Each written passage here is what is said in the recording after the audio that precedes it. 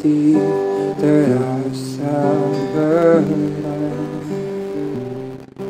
Tak seorang pun mengerti bebanku. Ku tanya Yesus, apa yang harus ku buat? Dia berfirman, mari datanglah. Dia selalu pedulikan aku. Ku datang Yesus, Dia pikul segala bebanku. Sujud di altarnya, ku bawa hidupku. Ku terima anugerahnya, Dia ampuniku dan bebaskanku. Dia ubah hidupku, baharui hatiku.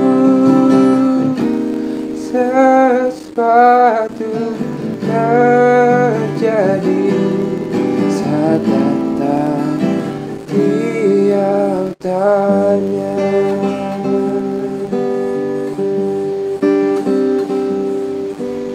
Bila hati terasa berat, tak seorang pun mengerti bebanku.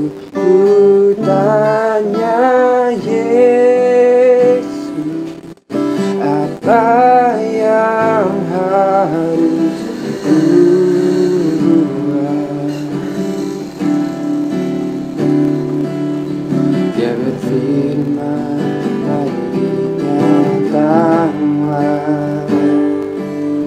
Dia selalu pedulikan aku. Ku datang Yesus, Dia pikul segala bebanku. Sujud di altarnya,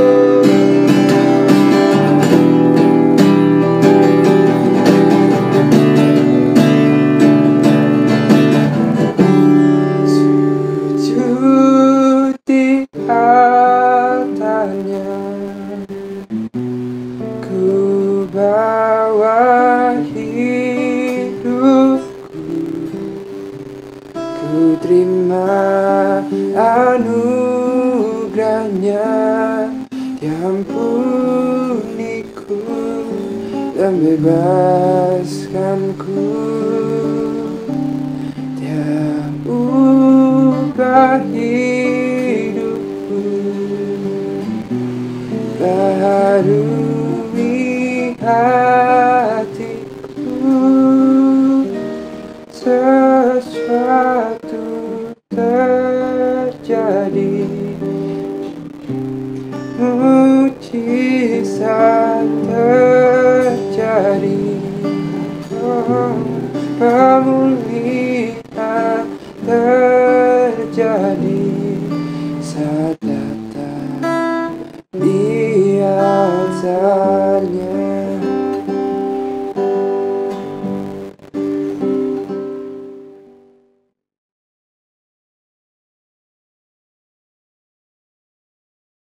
Shalom Bapak Ibu Saudara sekalian, kita bersyukur kepada Tuhan kalau kita boleh memasuki di bulan Mei tahun 2020 dan kita masih boleh mengadakan ibadah online sampai hari ini. Walaupun kita tidak bisa bertemu satu dengan yang lainnya, tapi kita percaya bahwa Allah tetap hadir dalam kehidupan kita, dalam kehidupan keluarga kita, dan semuanya ada dalam keadaan yang baik, semuanya ada dalam perlindungan Allah yang Maha Tinggi.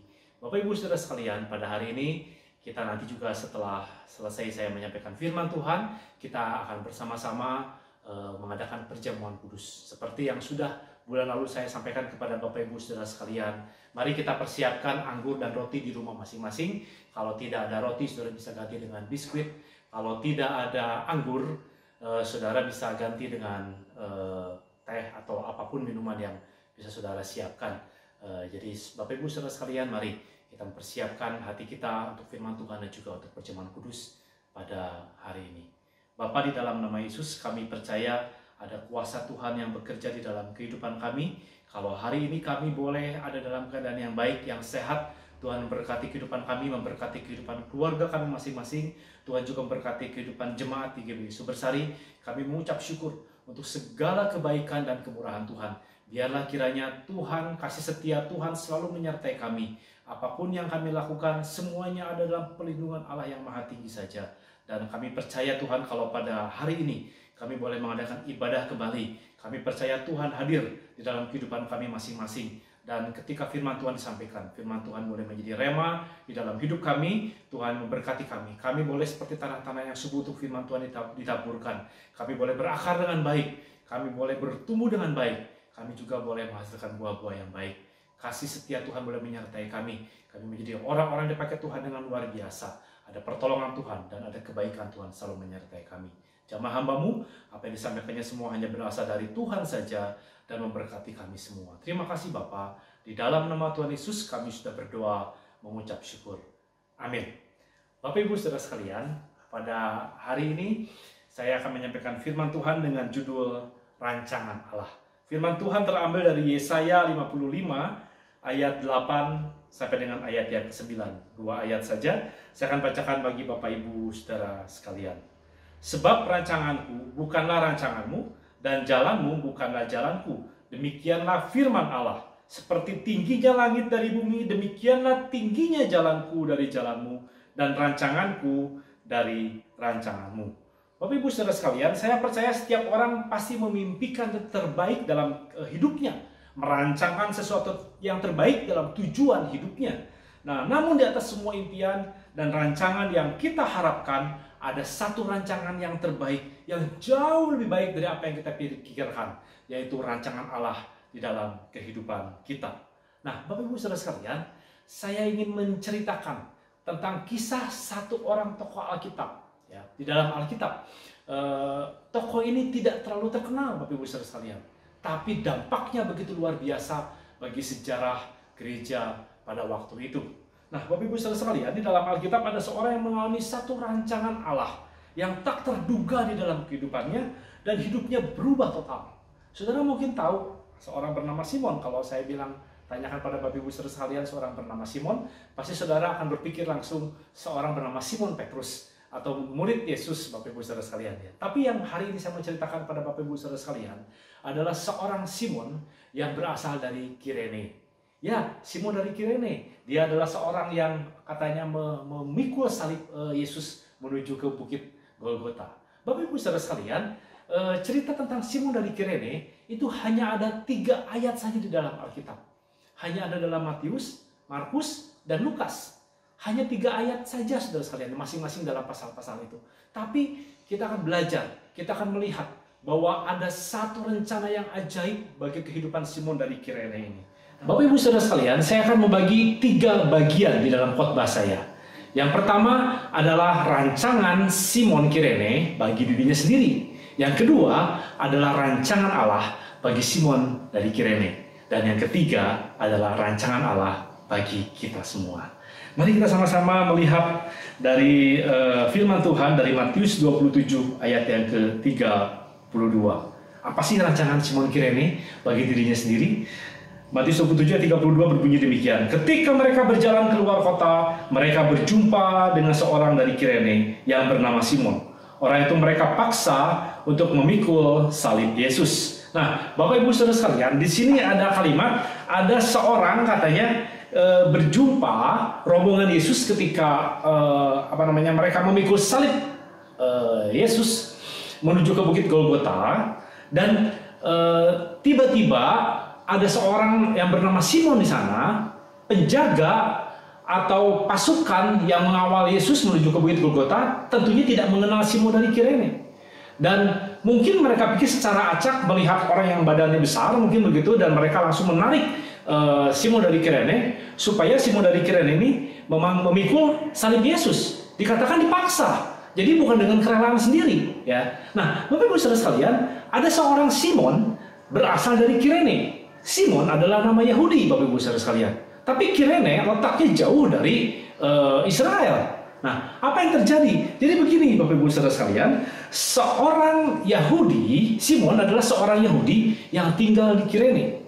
Ya, Kirene adalah Afrika bagian utara. Kalau ada peta, Bapak Ibu Saudara sekalian, mungkin Kirene itu adanya di sebelah kanan saya, dan Yerusalem itu adanya di sebelah kiri saya, Saudara sekalian. Dan jaraknya itu jauh sekali. Kira-kira saya lihat dari peta, itu kira-kira 1.500 km, Saudara sekalian. Nah, persoalannya begini, Saudara. Simon itu berasal dari Kirene, itu sekitar daerah Libya sekarang. Dia harus berjalan menuju ke Yerusalem. Tentunya zaman dulu tidak ada kendaraan, tidak ada mobil, apalagi pesawat. Dan mereka harus berjalan kaki atau berjalan mungkin naik onta. Dan saya ingin ceritakan pada Bapak Ibu Saudara sekalian begini. Simon itu dia kenapa bisa ada di Kirene? Karena orang Yahudi pada zaman dulu mereka mengalami diaspora. Diaspora adalah ketika kerajaannya dihancurkan oleh bangsa Babel. Dan semua orang Yahudi tercerai-berai ke seluruh dunia pada waktu itu, saudara sekalian. Ya, orang-orang Yahudi ada di mana-mana jadinya, saudara. Tapi ada yang unik, saudara sekalian, dari kehidupan orang-orang Yahudi beratus-ratus tahun. Yang pertama, mereka itu tidak kawin campur, saudara sekalian.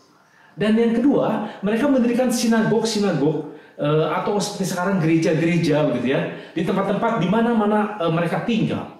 Tetapi mereka tetap berkiblat kepada Yerusalem. Jadi kalau bisa 1 tahun sekali mereka akan berangkat ke Yerusalem. Untuk apa? Untuk merayakan Paskah. Mungkin Bapak Ibu Saudara bertanya kepada saya saat ini, loh, Paskah kan hari kebangkitan Tuhan Yesus. Ya betul, Paskah hari ini kita merayakan hari kebangkitan Tuhan Yesus. Tapi pada waktu itu orang-orang Yahudi merayakan Paskah adalah merayakan pembebasan mereka dari bangsa Mesir, atau ketika mereka keluar dari bangsa Mesir. Itu yang mereka rayakan, saudara sekalian. Jadi setiap tahun mereka itu akan mengusahakan. Kita tahu bagaimana cerita Tuhan Yesus ketika dia berumur 12 tahun diajak oleh orang tuanya ke Yerusalem dari kota Nazaret, berjalan katanya kira-kira 2 hari lamanya, dan untuk merayakan Paskah. Tapi kemudian ketika balik 1 hari perjalanan, tiba-tiba Yesus tidak ketemu, dan kemudian orang tua Yesus, Yusuf dan Maria balik lagi, dan akhirnya menemukan Yesus di Bait Allah. Untuk apa saudara sekalian ke Yerusalem? Merayakan Paskah.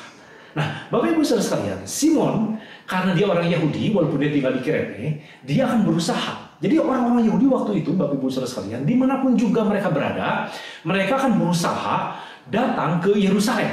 Jadi bagaimanapun caranya, kalau yang dekat tentunya mudah, saudara sekalian. Mereka bisa berjalan beberapa hari sampai. Yang jauh itu harus diperhitungkan. baik dari sisi fisiknya maupun dari sisi dananya, saudara sekalian. Karena mereka harus melakukan perjalanan berhari-hari. Tapi mereka punya satu kerinduan, mereka selalu berkiblat ke Yerusalem. Mereka harus pergi ke sana, saudara sekalian. Kalau bisa memungkinkan mereka akan berangkat. Nah, saya ingin ceritakan pada Bapak saudara sekalian, Kirene jaraknya dari Yerusalem kira-kira 1.500 km. Itu mereka berjalan melewati pinggir pantai. Dan jalan sudah ada dibuat oleh tentara Romawi. Tapi banyak jalan-jalan yang sepi, saudara sekalian. Dan kalau mereka berjalan sendirian atau hanya beberapa orang, mereka pasti berbahaya. Jadi, saya yakin dan percaya bahwa ketika mereka berangkat dari Kirene, mereka pasti berangkatnya rombongan, saudara sekalian. Berangkat rombongan, mungkin yang berjalan kaki adalah pakai unta. Mungkin beberapa keluarga ditemani oleh beberapa pegawai, pasukan, dan sebagainya. Pokoknya gini, asal berjalan banyak orang, mereka, para perampok, akan takut, saudara. Karena perampok kan melihat jumlahnya kan. Kalau jumlahnya lebih banyak, mereka tentunya tidak berani merampok rombongan ini. Tapi kalau yang sedikit-sedikit, mereka berani merampok. Dan saya yakin perjalanan Simon dari Kirene menuju ke Yerusalem pasti rombongannya banyak orang, saudara sekalian. Dan kalau rombongannya banyak orang, pasti perjalanan lebih lambat. Betul kan? Nah, dalam ensiklopedia Alkitab yang saya pelajari, Bapak Ibu saudara sekalian, itu katanya perjalanan zaman dulu, itu mereka bisa berjalan antara 30 sampai 40 km satu hari berjalan. Ya, karena rombongan begitu ya. 30 km sampai 40 km dan dijalani antara 7 sampai 8 jam. Nah, Bapak Ibu saudara sekalian, jadi satu hari mereka berjalan kira-kira 8 jam, kira-kira perjalanan yang dilaluinya 30 sampai 40 km. 1.500 km, saudara sekalian, itu membutuhkan waktu puluhan hari. Ditambah lagi orang Yahudi zaman dulu, saudara sekalian, mereka selalu mengistimewakan hari Sabat. Hari Sabat, ya, mereka tidak melakukan kegiatan, alias mereka tidak berjalan, saudara sekalian. Jadi saya perkirakan waktunya perjalanan itu kira-kira 50 hari. Dari Kirene itu menuju ke Yerusalem. Nah, Bapak Ibu saudara sekalian, ketika mereka berjalan menuju ke Yerusalem, Simon dari Kirene itu pasti dia merasa sesuatu hal yang sangat luar biasa. Ada sesuatu hal yang dia nanti-nantikan, yaitu dia bisa datang ke Yerusalem. Bayangkan 50 hari perjalanan. Dan ketika tiba di Yerusalem, di sana sudah mulai ramai, dan itulah pada satu waktu di Via Dolorosa itu, saudara sekalian, dia melihat Yesus yang memanggul salib jatuh berkali-kali, saudara sekalian. Dia menyaksikan itu, saudara. Dan mungkin dia penasaran, dia menyuruh agak ke depan, dan tiba-tiba ditarik oleh tentara Romawi untuk memanggul salib Yesus. Mari kita lihat di dalam Lukas 23 ayat yang ke-26. Ketika mereka membawa Yesus, mereka menahan seorang yang bernama Simon dari Kirene yang baru datang dari luar kota. Lalu diletakkan salib itu di atas bahunya supaya dipikulnya sambil mengikuti Yesus. Bapak Ibu saudara sekalian, Simon Kirene punya satu rencana dalam dirinya sendiri, bahwa dia adalah keturunan Yahudi, dia ingin merayakan Paskah di Yerusalem, dan dia datang begitu luar biasa. Pasti saya yakin sekali ini pas-pasan, saudara sekalian. Ya, penyaliban Yesus itu terjadi pada hari Jumat, hari Sabtu adalah hari Sabat, saudara sekalian. Ya. Jadi kalau perjalanannya terlambat satu hari saja menuju sampai ke Yerusalem, perjalanannya menjadi sia-sia. Kenapa? Karena Paskahnya sudah terjadi, saudara sekalian. Ya, Paskahnya terjadi di hari Minggu.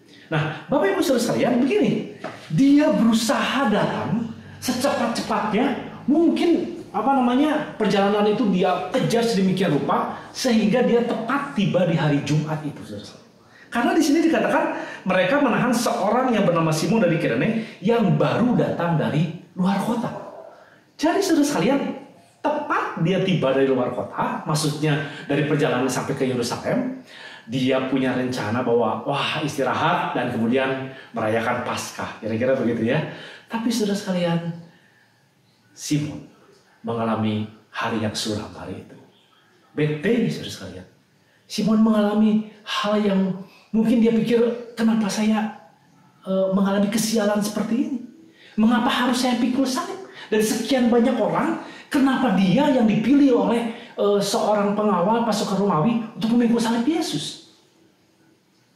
Jadi Bapak Ibu saudara sekalian, dia pikul salib itu, saudara, menuju ke Bukit Golgota, Yesus mungkin tidak berkata apapun juga.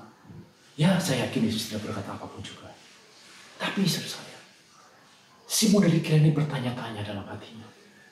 Dia pikir, siapa ini? Saudara, hari-hari ini kita semua orang pakai salib, pakai kalung salib, pakai anting salib, hiasan rumah kita salib, saudara sekalian. Tapi pada waktu itu, orang yang mati di atas kayu salib itu adalah orang yang tidak bisa diampuni lagi. Orang yang punya kesalahan yang besar dan harus mati di atas kayu salib. Jadi dia bertanya-tanya, siapa orang ini? Namanya Yesus. Siapa dia? Nah, Bapak Ibu saudara sekalian, ketika Simon memanggul salib itu, saudara sekalian, dia berjalan sampai ke Bukit Golgota. Saya percaya dia pasti mengalami perasaan yang tidak suka, perasaan yang marah begini ya, perasaan yang kesal. Bapak Ibu saudara sekalian, kalau kita mengangkat sesuatu yang berat, lebih enak mana, saudara? Lebih jalannya cepat atau jalannya lambat? Saudara, saya yakin itu Simon dari Kirene, dia panggul salib Yesus yang berat itu, tapi dia harus berjalan pelan-pelan dan naik ke atas bukit, saudara sekalian. Jadi itu pasti bebannya berat. Dia baru datang di luar kota. Jadi tadi saya katakan, mungkin Simon dari Kirene berkata, ini hari yang suram buat saya. Saya nggak menyangka kalau hari ini menjadi hari yang buruk dalam kehidupannya. Tapi itu adalah rencana Simon atau rancangan Simon dari Kirene buat dirinya sendiri. Bapak Ibu saudara sekalian, ketika Yesus di Via Dolorosa itu, saudara, dia jatuh berkali-kali. Kenapa? Karena begini, saudara sekalian, dia dicambuk puluhan kali, saudara sekalian. Darahnya berceceran. Dia tidak kuat berjalan, saudara sekalian. Saudara, para pengawal Romawi. Jadi begini, saudara, ada dua teori pada waktu itu, saudara. Yang pertama tadi saya sampaikan begini, Yesus itu, saudara, tidak mungkin mati di tengah jalan. Kalau dia mati di tengah jalan kan tidak ada penyalipan, saudara. Jadi tentara Romawi itu bukan kasihan sama Yesus. Tapi intinya, saudara sekalian, kalau Yesus mati di tengah jalan, kan penyalipannya menjadi sia-sia.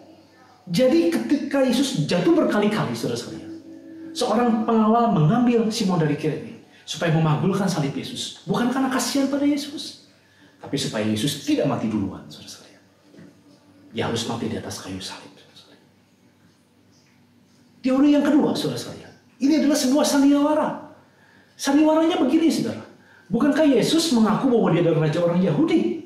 Orang-orang bilang Yesus adalah raja orang Yahudi, makanya di atas salib Yesus itu ada tulisan INRI, ya, bahwa Yesus adalah raja orang Yahudi. Nah, Bapak Ibu saudara sekalian, begini, dia kan dibuka bajunya, saudara sekalian, ya, dipakaikan jubah ungu dalam hidup. Kenapa? Karena dia itu adalah katanya dia seorang raja, dikasihkan jubah ungu. Karena dia seorang raja dikasih mahkota, tapi mahkota duri, saudara sekalian. Karena dia seorang raja, dalam perjalanan menuju Bukit Golgota, ya, harus ada ajudannya, harus ada pengawalnya yang memanggulkan salibnya, saudara sekalian. Makanya ditariklah Simon dari Kirene. Dan ketika sampai di atas kayu salib, saudara sekalian, ditulislah INRI bahwa Yesus orang Nazaret itu raja orang Yahudi. Jadi yang mana dua teori ini, saudara sekalian? Tapi itulah, saudara, yang terjadi ya, di dalam peristiwa ini, saudara. Jadi Bapak Ibu saudara sekalian, Simon dari Kirene, dia menyaksikan semua penderitaan Yesus mati di atas kayu salib. Ketika dia turun dari Bukit Golgota, pasti banyak sekali pertanyaan di dalam kehidupannya. Nah, Bapak Ibu saudara sekalian, sekarang bagian yang kedua. Apa sih rancangan Allah bagi Simon dari Kirene? Simon punya rancangan sendiri, tapi Allah punya rancangan yang besar bagi Simon dari Kirene.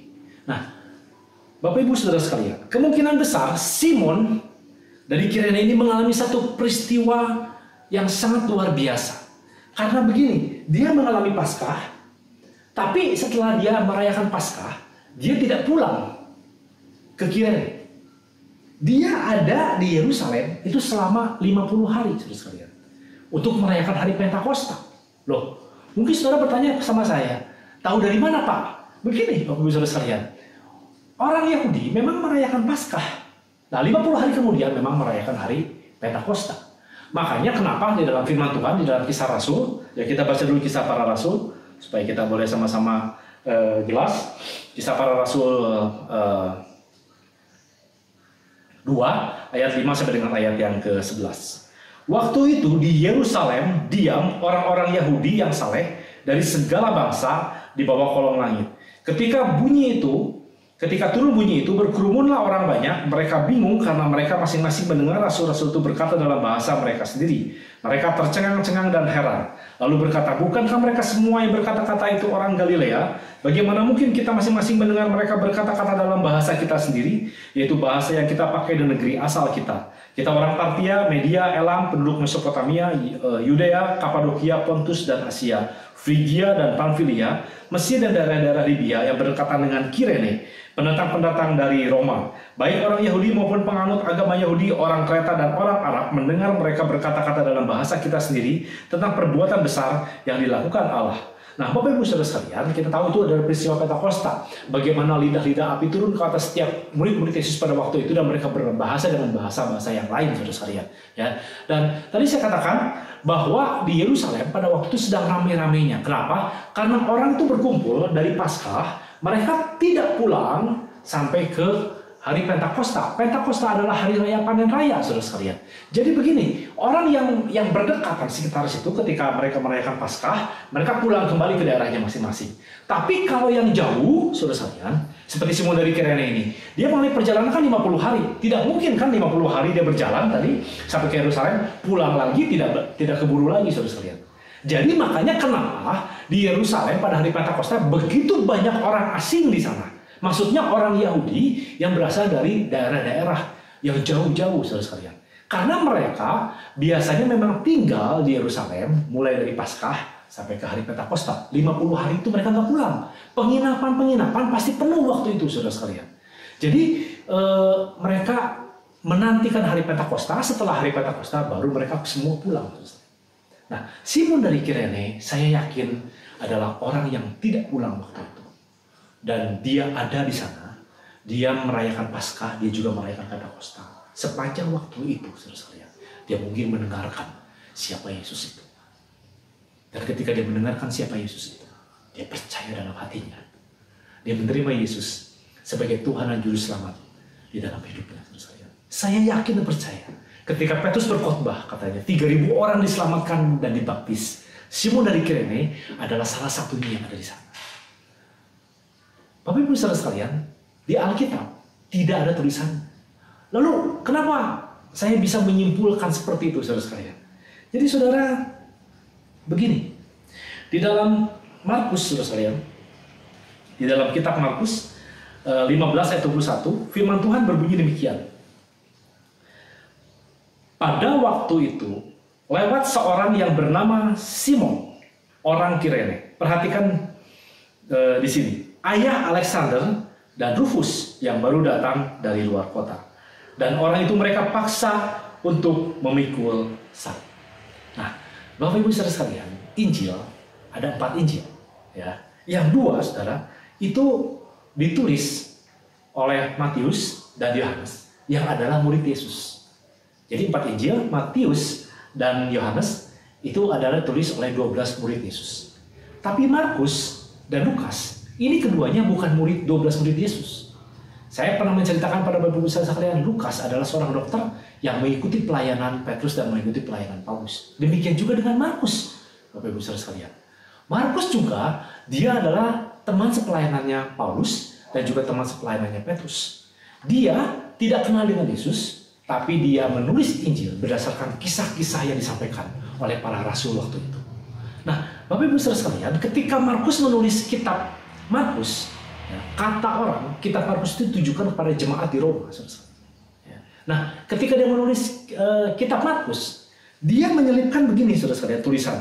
Pada waktu itu lewat seorang bernama Simon, ya, orang Kirene, ayah Alexander dan Rufus. Markus tidak kenal dengan Simon yang berasal dari Kirene. Tapi ketika dia menyampaikan, dia kenal dengan Alexander dan Rufus, yang katanya adalah anak daripada Simon yang dari Kirene.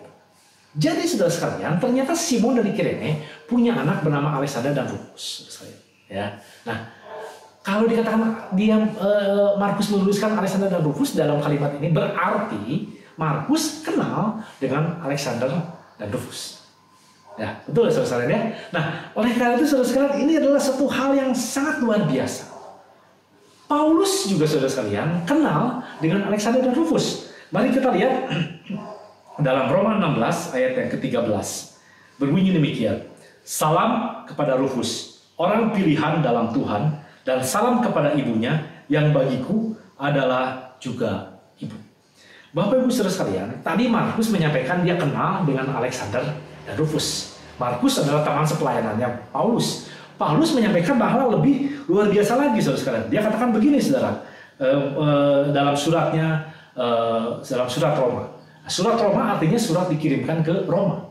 Rufus itu tinggal di Roma saudara sekalian. Nah, salam kepada Rufus, orang pilihan dalam Tuhan. Artinya Rufus itu adalah teman sepelayanannya dari Paulus. Rufus bukan orang asing, tapi adalah teman sepelayanannya, saudara. Rufus adalah juga orang-orang, dan Alexander itu adalah para rasul yang melayani pada waktu itu, saudara sekalian. Dan dikatakan di sini salam kepada ibunya. Kalau yang namanya ibunya, berarti ibunya Rufus. Berarti ini adalah istrinya daripada Simon, orang Kirene itu, saudara sekalian. Jadi artinya begini, saudara sekalian. Paulus itu kenal dengan Rufus, kenal juga dengan ibunya. Bahkan dia berkata begini, salam kepada ibunya yang bagiku adalah juga ibu. Bukan hanya kenal biasa, saudara sekalian. Bahkan Paulus itu menganggap ibunya Rufus, yang adalah istri daripada Simon dari Kirene itu, adalah ibunya dia, saudara sekalian. Artinya hubungannya sangat erat, sangat dekat, saudara sekalian. Jadi saya menyimpulkan begini, Simon dari Kirene, dia datang punya rancangannya sendiri, saudara sekalian, pergi ke Yerusalem untuk merayakan Paskah sebagaimana orang Yahudi pada waktu itu. Tapi ketika dia tidak sengaja, dalam tanda petik, tidak sengaja itu pasti menurut dirinya sendiri, bertemu dengan Yesus, memikul salib Yesus, dan ketika dia kembali ke Kirene, saudara sekalian, dia membawa keselamatan yang dari Tuhan itu. Dia percaya kepada Tuhan Yesus, dia percaya dalam hidupnya, saudara sekalian. Dia pulang ke rumahnya, dia kabarkan Injil keselamatan itu kepada istri dan kepada anaknya Alexander dan Rufus. Dan apa yang terjadi, saudara sekalian, keluarga ini menjadi keluarga Kristen, dan anaknya Alexander dan Rufus mengikuti pelayanan Paulus, menjadi rasul Kristus, saudara sekalian, melayani Tuhan dengan luar biasa. Jadi Bapak Ibu saudara sekalian, ada satu rancangan Allah yang luar biasa bagi kehidupan keluarga ini. Di Alkitab, saudara, ada beberapa orang yang punya rencana sendiri, tapi Allah punya rancangan yang luar biasa bagi orang itu. Misalnya ada seorang perempuan, saudara sekalian, dia pergi ke sumur jam 12 siang. Perempuan Samaria yang ada di kota Sikar. Kenapa dia pergi jam 12 siang, saudara sekalian? Karena dia sengaja menghindari para orang-orang lain, ibu-ibu yang lain, yang mengguncingkan dia, saudara sekalian, yang menggosipkan dia. Dia tidak mau ketemu, saudara. Sehingga dia sengaja berangkat ke sumur jam 12 siang untuk menghindari orang-orang. Dia tidak mau orang membicarakan hal-hal negatif tentang dirinya. Tapi Bapak Ibu saudara sekalian, itu rencananya. Dia sampai ke sumur, dia bertemu dengan Yesus. Ketika dia bertemu dengan Yesus, dia menerima keselamatan dari Yesus itu. Dia pergi ke kampungnya, saudara sekalian, diberitakan kabar keselamatan itu. Jadi saudara sekalian, Tuhan punya rencana yang indah. Walaupun perempuan ini adalah perempuan yang tidak benar, tidak baik menurut ukuran dunia pada waktu itu, saudara sekalian. Tapi Yesus punya rencana yang lain bagi perempuan Samaria ini. Saudara mungkin masih ingat cerita tentang Sakeus, orang yang pendek itu, saudara sekalian. Dia adalah seorang pemungut cukai. Dia dibenci oleh orang-orang di Yeriko, saudara sekalian. Dan dia berlari naik ke atas sebuah pohon. Dia penasaran ingin melihat Yesus. Dia hanya mendengar Yesus, tapi dia penasaran ingin melihat Yesus. Tapi ketika, saudara sekalian, Sakeus punya rencana hanya untuk penasaran melihat Yesus, tapi Yesus berkata, Simon, hari ini aku akan menumpang di rumahmu. Dan hari itu juga terjadi keselamatan bagi Sakeus. Nah, saudara, mungkin ceritanya berhenti sampai di situ. Tapi Tuhan punya rancangan yang indah bagi Sakeus. Memang tidak ada di Alkitab, saudara sekalian. Tapi saya membaca di dalam Wikipedia, di Google, saudara sekalian. Dikatakan begini, saudara. Clemens dari Alexandria dalam buku karangannya Stromata menulis Sakeus adalah sebagai Matias, yaitu nama yang menurutnya diberikan oleh para rasul dan terpilih menggantikan jabatan Yudas Iskariot setelah kenaikan Tuhan Yesus. Jadi nama lain Sakeus, katanya saudara sekalian, itu adalah Matias. Matias adalah orang yang menggantikan Yudas Iskariot, karena Yudas Iskariot mati mengkhianati Tuhan Yesus, sehingga murid ini supaya menjadi 12 lagi, diangkatlah Matias menjadi murid 12 murid itu, saudara sekalian. Matias itu adalah Sakeus, saudara sekalian. Ya, menurut Wikipedia. Dan kemudian ada kalimat lagi begini, saudara sekalian. Konstitusi Apostolic mencatat bahwa Sakeus itu menjadi uskup Kaisarea yang pertama. Jadi saudara sekalian, ternyata Sakeus itu tidak berhenti sampai dia mengalami keselamatan di rumahnya. Kemudian dia berkata, setengah dari harta kepunyaanku akan kuberikan kepada orang miskin. Kalau ada orang yang aku peras, aku akan ganti 4 kali lipat. Bukan sampai di situ, saudara sekalian. Karena ada rancangan Allah bagi Sakeus. Sakeus menjadi uskup di Kaisarea, saudara sekalian. Wow, sangat luar biasa bukan rencana Allah bagi Sakeus? Oleh karena itu, saudara sekalian, ya bagian yang ketiga yang terakhir adalah bagaimana rancangan Allah bagi Anda. Rancangan Allah bagi kita semua. Mari saya baca kembali Yesaya 55 ayat 8 dan 9 tadi. Sebab rancanganku bukanlah rancanganmu, dan jalanmu bukanlah jalanku. Demikianlah firman Tuhan. Seperti tingginya langit dari bumi, demikianlah tingginya jalanku dari jalanmu, dan rancanganku dari rancanganmu. Saya tahu Bapak Ibu Saudara sekalian punya rancangan sendiri. Tapi di atas semua rancangan saudara, ada rancangan Allah yang luar biasa, yaitu rancangan damai sejahtera, rancangan Allah yang ajaib dan luar biasa dalam kehidupan kita. Ada beberapa orang yang bertanya kepada saya dengan nada yang kecewa. Dia berkata begini misalnya, Pak, kenapa anak saya dipanggil Tuhan lebih dulu? Pak, mengapa suami saya mati kecelakaan? Pak, kenapa saya harus berhenti dari pekerjaan saya? Bapak Ibu Saudara sekalian, saya tidak bisa menjawab Bapak Ibu Saudara sekalian. Saya juga tidak mengerti kenapa itu terjadi. Tapi perhatikan bahwa Allah punya rancangan yang luar biasa dalam kehidupan kita. Rancangan Allah tidak seperti rancangan kita, saudara sekalian. Kalau kita percaya bahwa Allah punya rancangan yang indah, rancangan damai sejahtera dalam kehidupan kita, maka kita pasti akan percaya bahwa Allah akan mengerjakan hal-hal yang baik dalam kehidupan ini. Bagaimana caranya supaya kita mengerti bahwa rancangan Allah itu baik dalam kehidupan kita di tengah-tengah keadaan yang sulit? Apalagi sekarang kita menghadapi keadaan seperti ini. Banyak karyawan-karyawan dirumahkan, banyak orang yang tidak bekerja. Mungkin saudara pikir karyawan, pengusaha juga sulit sekali, saudara sekalian. Bahkan pengusaha itu uangnya bukan sedikit lagi yang hilang, saudara sekalian. Banyak sekali kita mengalami masa yang sulit. Tapi saudara, Allah punya rancangan yang luar biasa dalam kehidupan kita semua. Kalau saudara percaya itu, saudara, maka kita akan menyaksikan, kita akan menjalani hari demi hari, kita akan melihat pertolongan Tuhan yang luar biasa di dalam kehidupan ini. Mari kita membaca firman Tuhan dari Efesus 3 ayat 16 sampai dengan ayat yang ke-20. Berbunyi demikian, aku berdoa supaya ia menurut kekayaan kemuliaannya menguatkan dan meneguhkan kamu oleh rohnya di dalam batinmu, sehingga oleh imanmu Kristus diam di dalam hatimu, dan kamu berakar serta berdasar di dalam kasih. Aku berdoa supaya kamu bersama-sama dengan segala orang kudus dapat memahami betapa lebarnya dan panjangnya dan tingginya dan dalamnya kasih Kristus, dan dapat mengenal kasih itu sekalipun ia melampaui segala pengetahuan.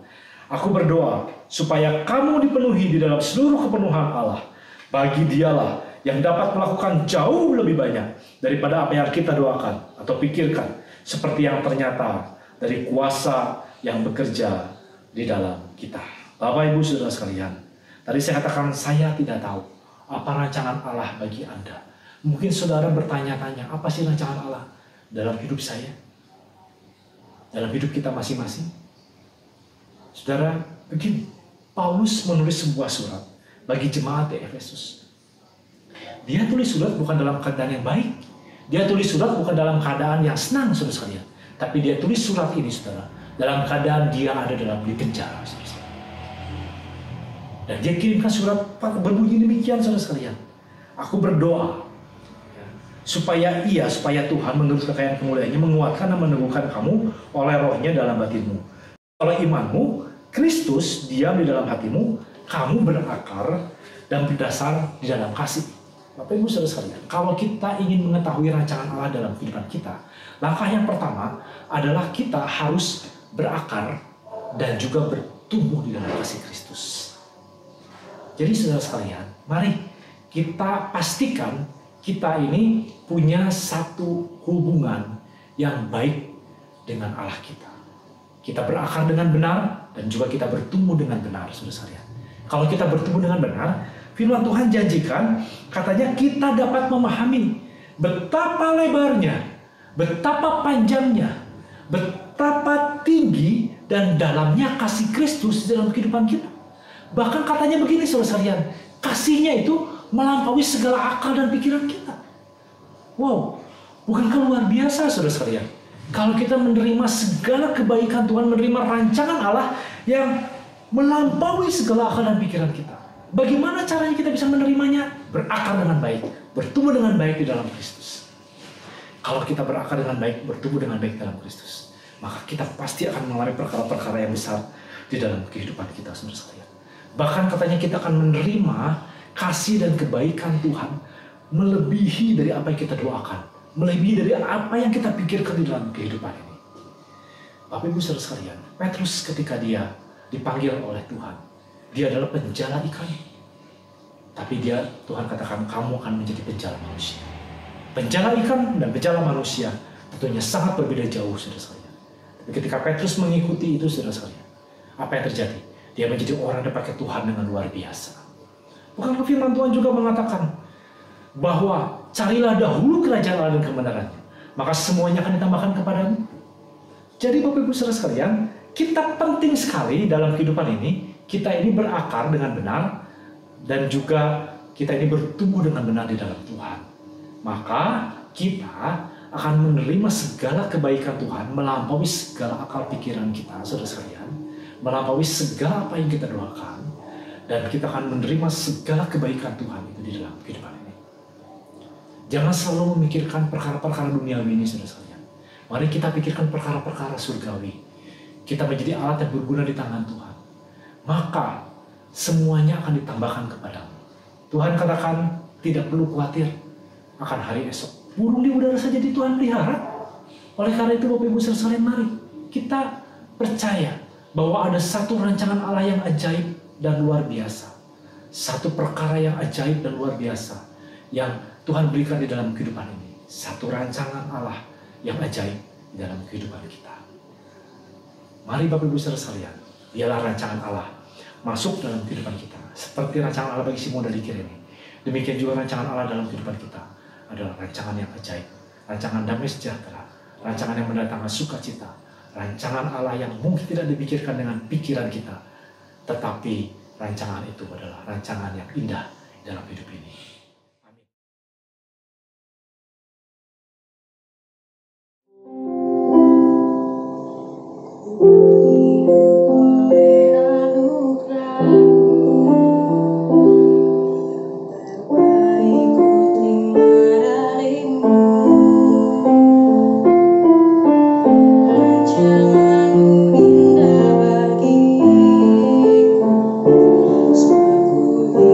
Selalu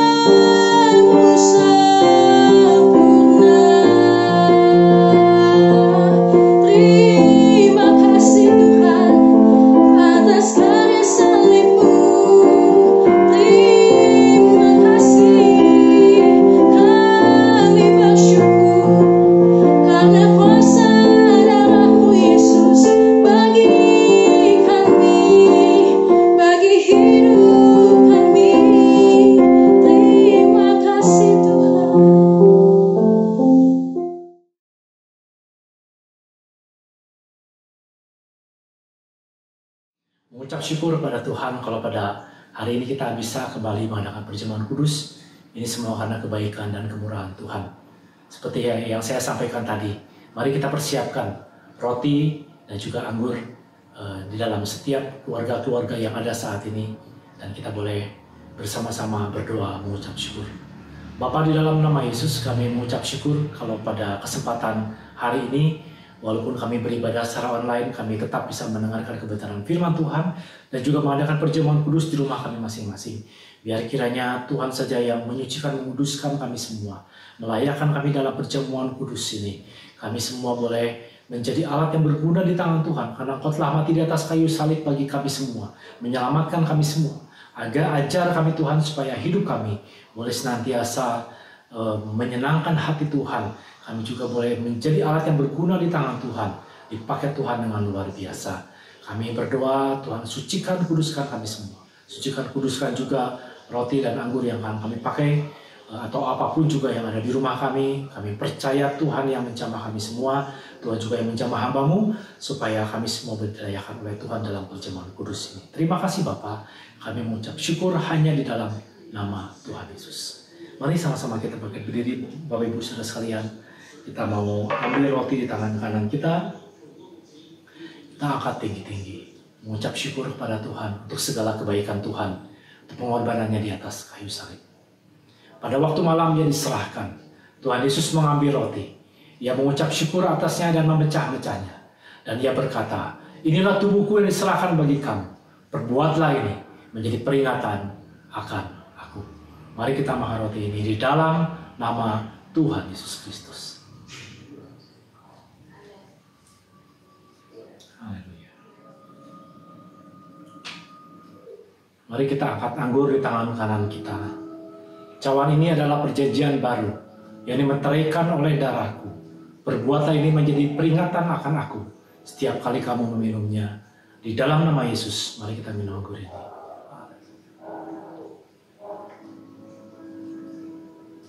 Sebab setiap kali kamu makan roti ini dan minum cawan ini, kamu memberitakan kematian Tuhan sampai Ia datang. Bapak, terima kasih untuk segala kebaikan Tuhan. Kami boleh bersama-sama menerima firman Tuhan dan juga menerima perjamuan kudus pada hari ini. Biar kiranya Tuhan saja yang memberkati kami semua. Kami terus diberikan kekuatan, kesehatan, damai sejahtera dari Tuhan menyertai kami. Bahkan kami yakin dan percaya Tuhan punya rancangan yang baik dalam kehidupan kami. Kami yakin dan percaya Allah yang selalu menyertai kami. Walaupun kami saat ini Tuhan ada di rumah-rumah Tuhan, tapi kami percaya Tuhan punya rencana yang baik. Tuhan punya kasih setia, Tuhan selalu menyertai kami. Kemanapun kami melangkah, apapun yang kami kerjakan, semuanya boleh berhasil bersama dengan Tuhan. Terima kasih untuk hari ini. Kami percaya berkat Tuhan turun atas kami semua. Oleh karena itu, Bapak Ibu Saudara sekalian, mari arahkan hati kita kepada Tuhan dan mengangkat tangan kita di hadapan Tuhan. Terimalah berkat yang datang daripada Allah saja. Biarlah kiranya damai sejahtera daripada Allah Bapa, kasih dan pengorbanan dari Tuhan Yesus Kristus, penyertaan serta pertolongan daripada Roh Kudus menyertai Bapak Ibu Saudara sekalian, mulai saat ini sampai selama-lamanya. Yang percaya katakan, amin.